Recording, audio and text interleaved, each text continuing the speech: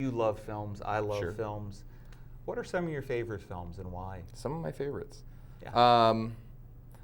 One of the ones from when I was a little younger that stands out is definitely Jurassic Park. Steven Spielberg's always been a big hero of mine.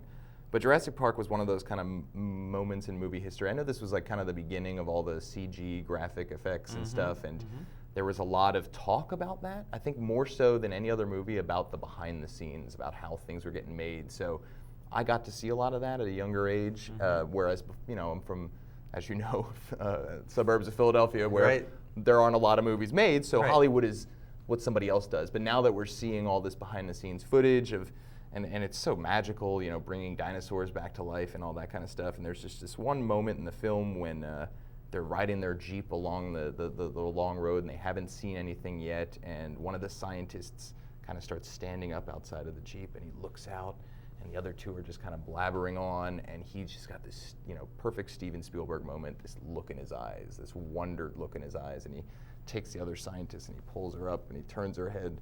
And the camera pans over, and it's just, you know, the brontosaurs walking across the plain. And that was so amazing to me, to see something like that brought to life. And that was, I think, a really big moment for me. That was formative. Yeah, to come into the industry, you know.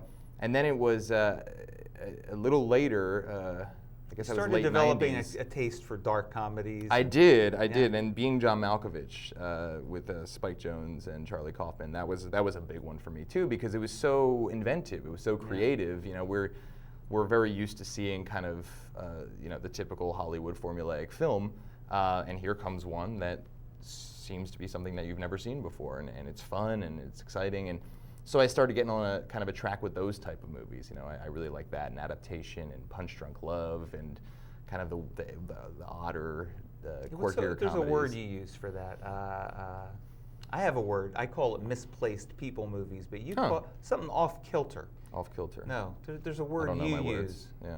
You can't remember. I can't think that far back. You're a Maui. You have jet lag. Yeah, exactly. That's what I'll blame it on anyway. You blame it. We'll remember maybe. But you had a question and answer with Charlie Kaufman and Spike Jonze. I did. Yeah, I got to attend that. That was really cool. Yeah. And Charlie Kaufman, you know, a lot of it was for being John Malkovich, which was great because that was one of my favorites. Eternal Sunshine. That's another one. Just thought I'd throw it out there. But for that movie, they were talking a lot about like the making of and the behind the scenes, and it was really interesting because Charlie Kaufman at that time was nobody. I mean, he did a little TV writing here and there, but he wasn't a name like he is now. And he wrote a script, being John Malkovich, and of course, John Malkovich's people are like, you know, why John Malkovich? Why not being Sigourney Weaver? Why did you pick this guy? They kind of started to wonder if maybe he was a bit of a stalker, so they didn't trust him. He was talking about how they went into a meeting and the whole time they were just kind of eyeballing him. Yeah. They weren't really paying attention. They were just kind of sizing him up to see if this guy's just nuts or something, you know.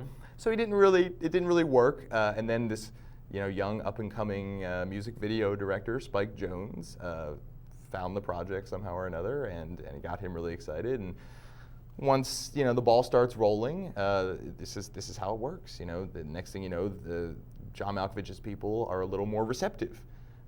Even though, funny enough, apparently, I think it's The Office that John Malkovich, or one of the characters in the movie is the same number as John Malkovich's apartment, which was another reason they thought that maybe Charlie Kaufman was stalking them. Yeah.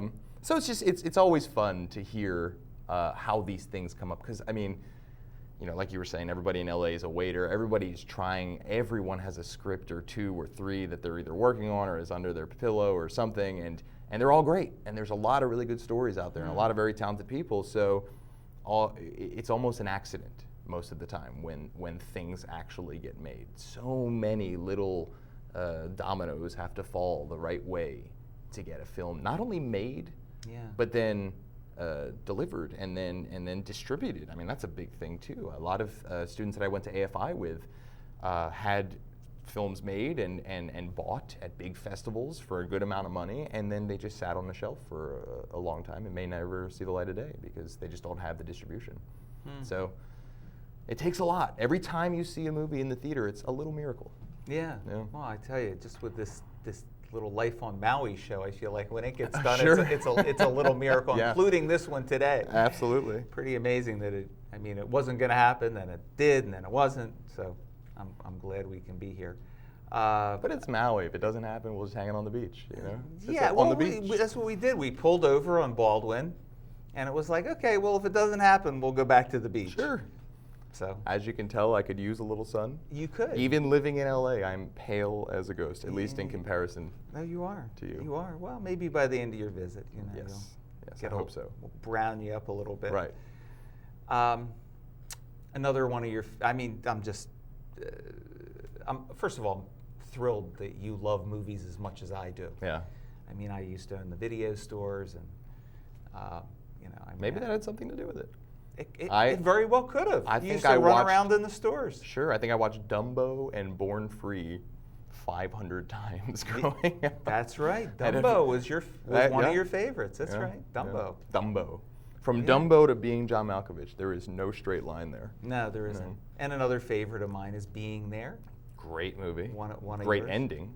Lawrence of Arabia. Oh, yeah. My God. This is the first anti-hero. This is the first real anti-hero, where you can watch the birth of someone who you love in the very beginning, and he's fun, and he's charismatic, and all this kind of stuff, and he slowly starts to go insane and start to do questionable things and all of a sudden you're thinking to yourself, am I still on this guy's side? He's kind of a bad guy now, It's so brilliantly done, and it takes, 4 hours or something to do that. Yeah. But, and you can't do that nowadays. You can't get away with that, except for on TV. Yeah. TV is where you can do that. There's a show on HBO, or was, called Deadwood, that would have 25-minute monologues. The Western. The Western, yeah. It's dark and a lot of bad words that I probably can't say on Maui TV. You know? But it was so brilliantly. It's a David Milch one, and I saw a behind-the-scenes thing once where he was literally just laying on the floor, just spouting out script, and everything he said, somebody was typing, and then it was on TV, and it was exactly how he said it, and 25-minute monologues. You won't see that if you go to the movie theater, because you just don't have time. You have a 90-minute movie. You can't have someone talking for 25 minutes, But on TV, now we have the longer formats, and there's a lot of better shows coming out on HBO and all these other cable networks. Another favorite of both of ours, Curb Your Enthusiasm. Oh, it's a great one. Yeah. It's a great one. Yeah, Larry David. Yeah. I have not been fortunate enough to see him filming around town yet, but I'm looking forward to that. Yeah, absolutely. Yeah, he's funny. Well, what can I say? This is there's a Jewish word. I'm kvelling to have you on my show. This is fantastic, and I am kvelling to be here. I don't know if that works. It works. It works. Thank you, and yes, of course. Love you, and I'm looking forward to seeing you on the golf course. On the golf course, yes. On with the movie. Screen, with the movie. Which is the only time you'll see me on the golf course. Otherwise. Well, you don't see me on the golf course otherwise either. No. I don't have it. So keep your eyes open for the Windfisherman this year, Maui Film Festival 2009. Hopefully, fingers crossed, first film, first night on the golf course. So, I can't imagine you enjoyed it as much as I did, but I hope you enjoyed the show as much as I did. And get out to that Maui Film Festival. Of course, Barry loves your support. And so enjoy, and until next time, aloha.